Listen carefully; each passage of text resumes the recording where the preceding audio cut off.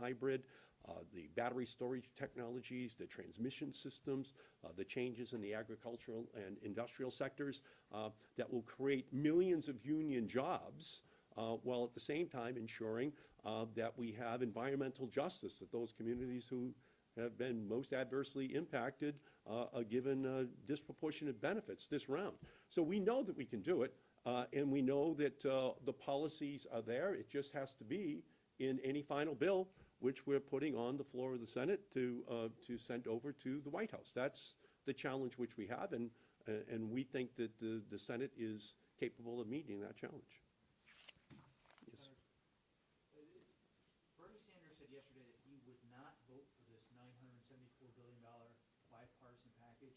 One of the things he said is it doesn't have progressive pay for it. He said at a time of massive wealth inequality, you've got to have progressive pay for it, and he's not going to support it. Could you support this bipartisan proposal that's come out?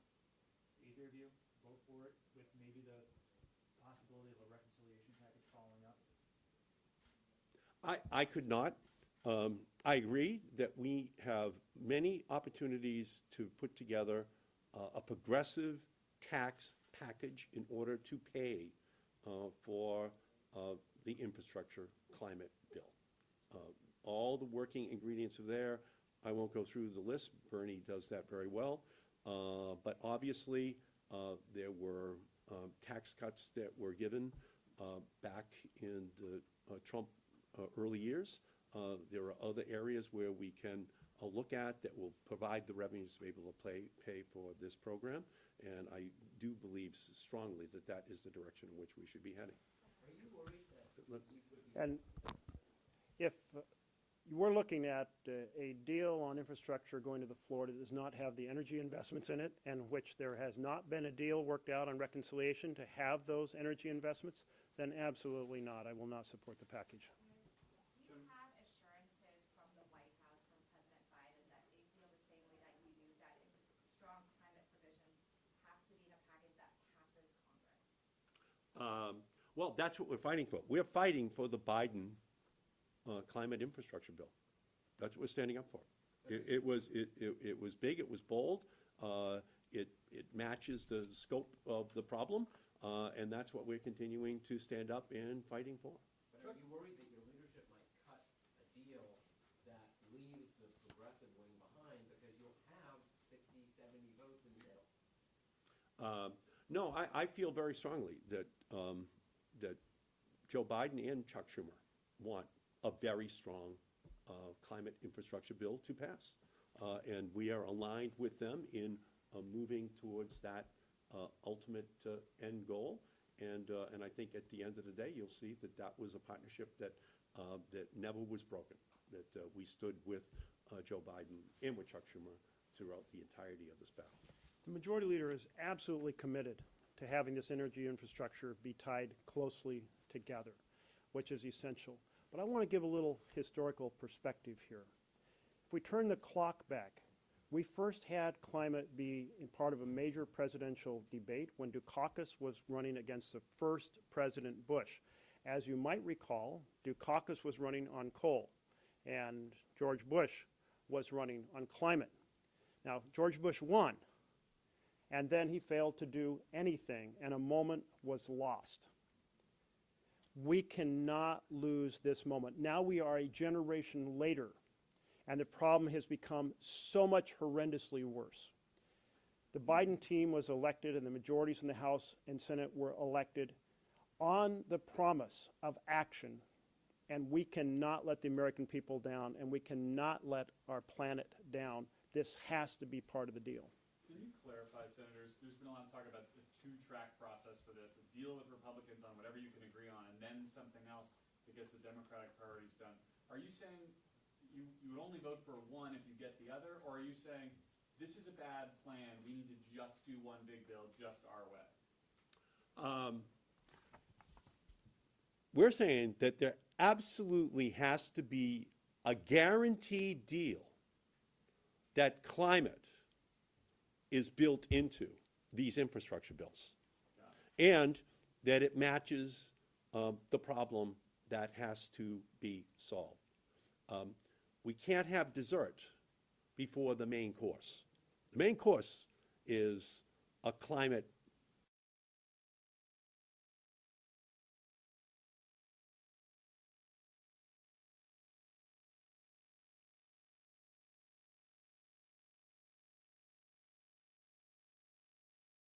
discreetly and access to firearms.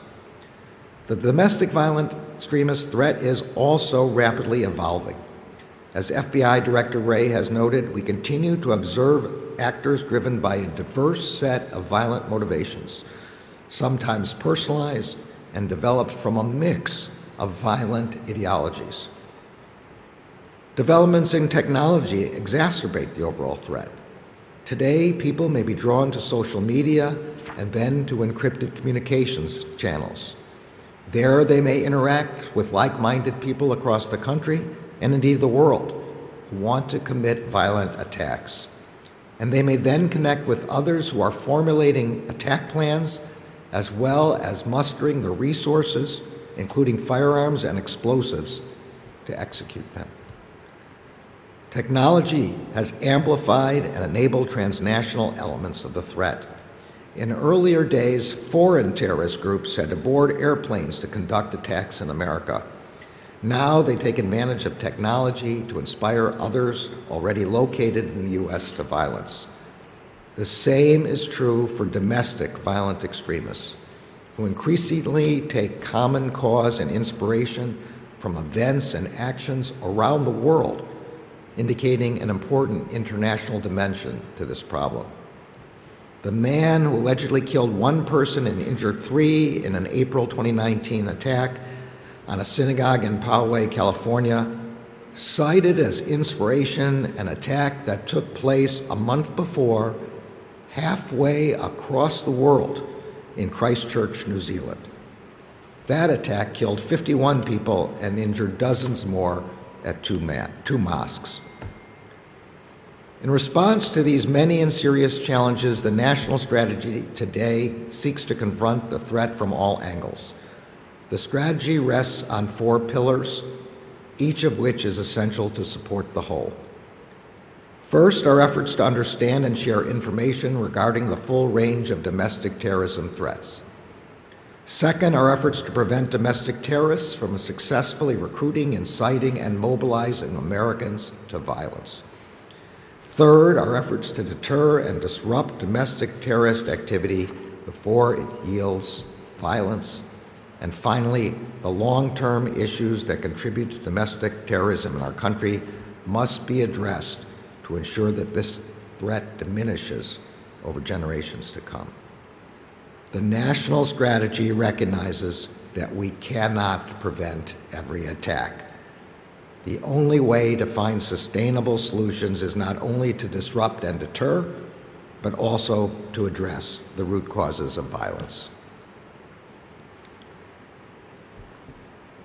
We have not waited until completion of the national strategy to begin implementing it. At the Justice Department, for example, the FBI has increased the domestic threat information it provides to our state, local, tribal, and territorial partners, is enhancing training provided to these important partners, and continues to work closely with them in our joint terrorism task forces. Through the anti-terrorism advisory councils that we have established in every U.S. Attorney's office across the country, we are strengthening our domestic terrorism-related prosecutorial resources and expertise.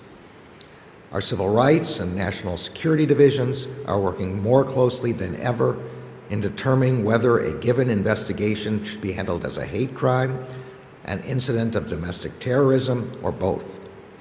This will ensure that we consider all appropriate criminal offenses and that whenever we encounter domestic terrorism, we treat it for what it is.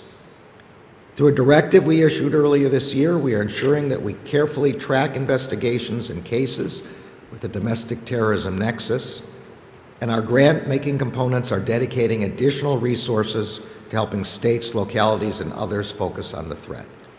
The Office of Community-Oriented Policing Services, for example, has started prioritizing grants to local law enforcement agencies committed to community-based approaches to combating racially motivated violence and domestic terrorism. And we will seek to determine whether there are any gaps in our capabilities that should, consistent with our needs and our shared values, be addressed through legislation. To support these efforts, the President's discretionary budget request for fiscal year 2022 seeks over $100 million in additional funds for the Justice Department to address the threat of domestic violent extremism and domestic terrorism. The actions that agencies are taking in support of the national strategy are held together by several core principles. First, we are focused on violence, not on ideology.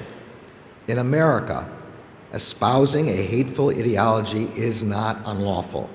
We do not investigate individuals for their First Amendment protected activities.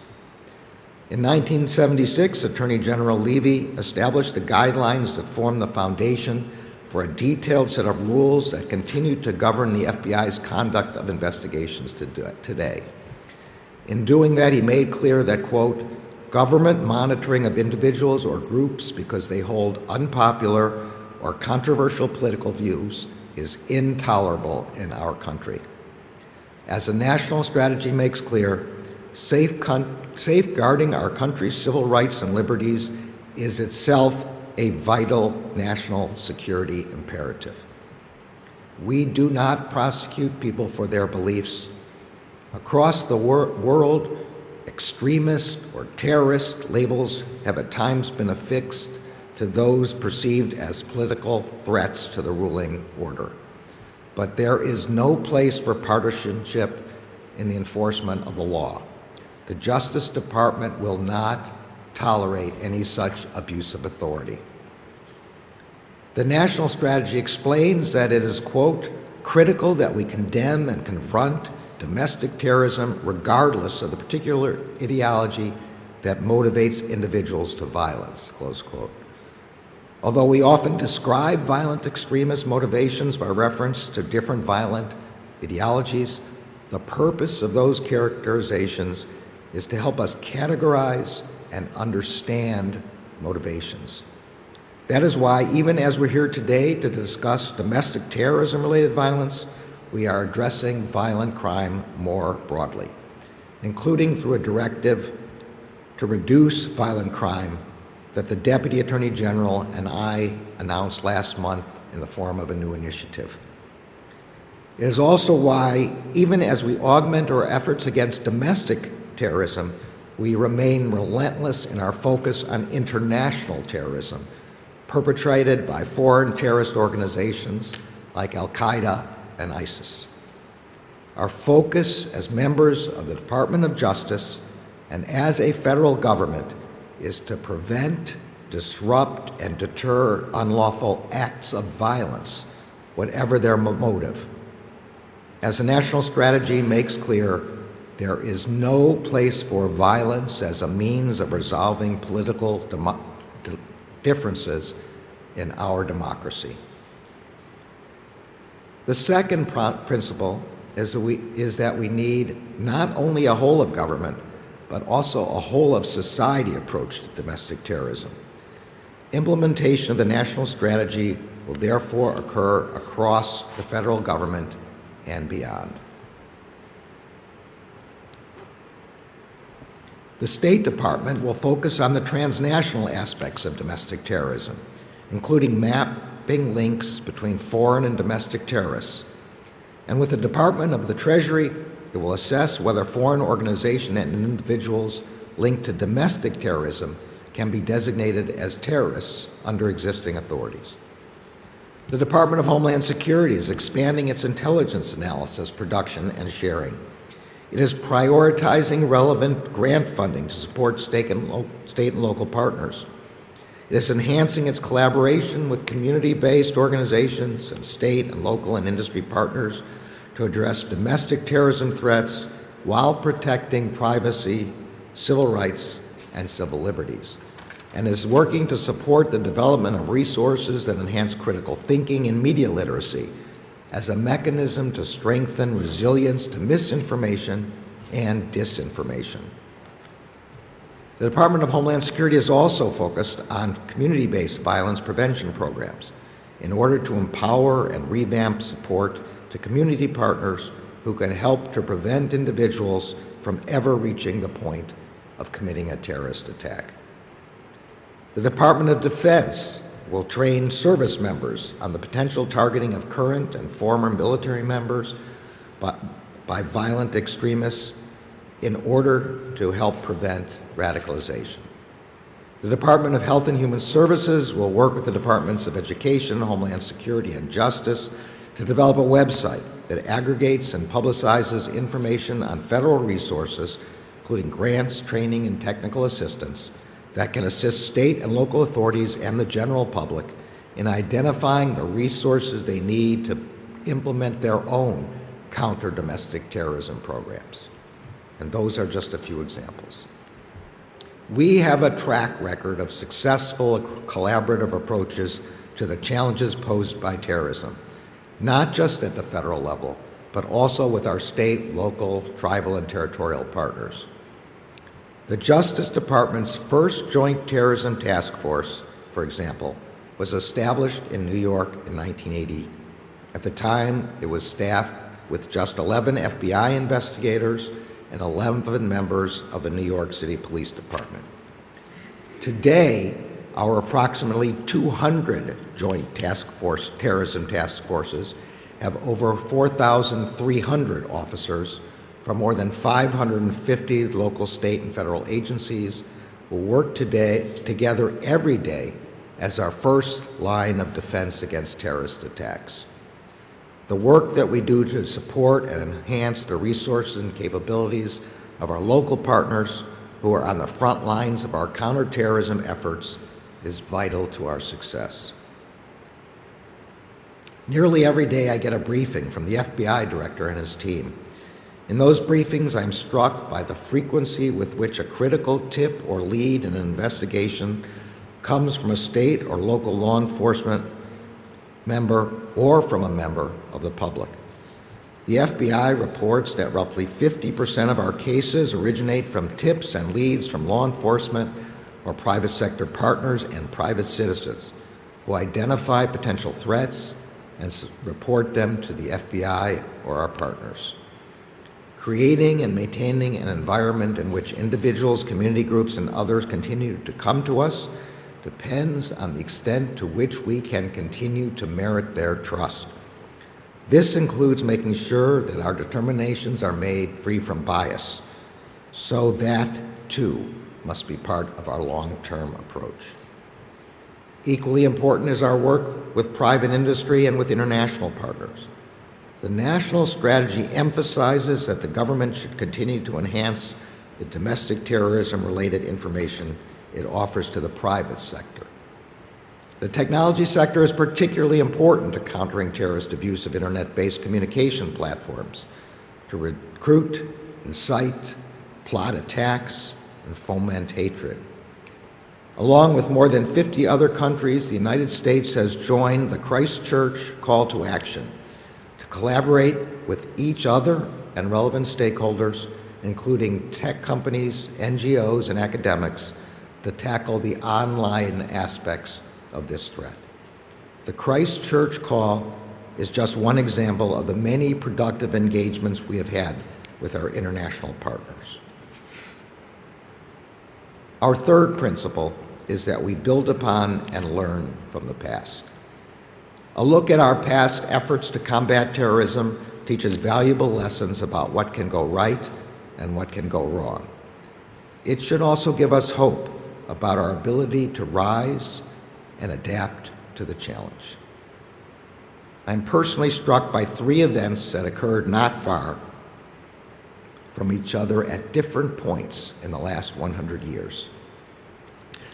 When I visited the Greenwood district in April of this year, where Black Wall Street once thrived in Tulsa, Oklahoma, I was struck by the failure to do justice after the 1921 Tulsa Race Massacre. Over 1,250 homes were burned down. Some 10,000 people were left homeless. Businesses, schools, houses of worship, and 35 city blocks were destroyed. The number of people killed is estimated in the hundreds. All that destruction and death, and not a single person was prosecuted for it. Almost 75 years later, just over 100 miles southwest of Tulsa in Oklahoma City, after an attack that resulted in the deaths of 168 people, the Justice Department successfully apprehended, prosecuted, and convicted the men responsible for the bombing of the Murrah Federal Building. And 5 years ago, across Oklahoma's northern border in Kansas, federal authorities disrupted a plot to bomb an apartment complex and its mosque and to kill its residents, immigrants from Somalia. Working with Joint Terrorism Task Force partners, the government prevented the bombing. No one died, and those who sought to commit it were convicted of their crimes. Since the tragedy of 9/11, we have changed our intelligence community infrastructure, created national mechanisms for coordinating counterterrorism efforts across the government, and disrupted and prosecuted hundreds of terrorism-related offenses through a legal system that has proven resilient and just. We cannot promise that we will be able to disrupt every plot, defuse every bomb, or arrest every co-conspirator before they manage to wreak unspeakable horror. But we can promise that we will do everything in our power to prevent such tragedies. And we can further promise that we will never again fail, as we did after Tulsa, to pursue justice. Finally, the long-term issues that contributed to domestic terrorism in America must be addressed to ensure that this threat diminishes over generations to come. To diffuse the underlying causes of domestic terrorist attacks, we must promote a society that is tolerant of our differences and respectful in our disagreements. The Justice Department remains acutely aware of the continuing threat posed by international terrorist organizations. We will never take our eyes off the risk of another devastating attack by foreign terrorists. At the same time, we must respond to domestic terrorism with the same sense of purpose and dedication. Attacks by domestic terrorists are not just attacks on their immediate victims, they are attacks on all of us collectively, aimed at rending the fabric of our democratic society and driving us apart. To confront the menace they pose, we must understand and share information regarding the full range of threats we face, prevent domestic terrorists from successfully recruiting, inciting, and mobilizing Americans to violence, redouble and expand our efforts to deter and disrupt domestic terrorism activity before it yields violence, and address the long-term issues that contribute to domestic terrorism in our country. The National Strategy for Countering Domestic Terrorism is a key step in our efforts. We have much work ahead. Thank you all for joining me today and for the work you will do to put this strategy into action. Thank you.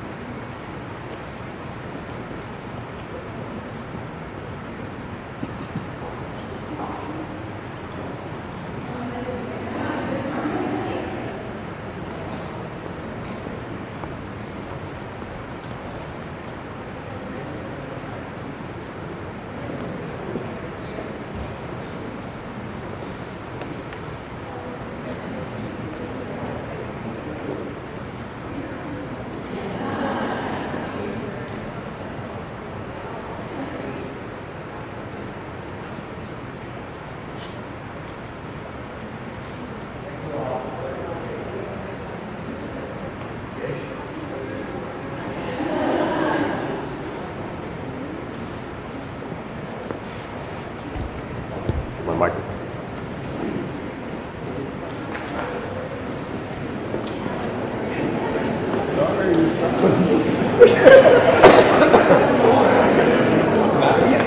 Thank you, guys.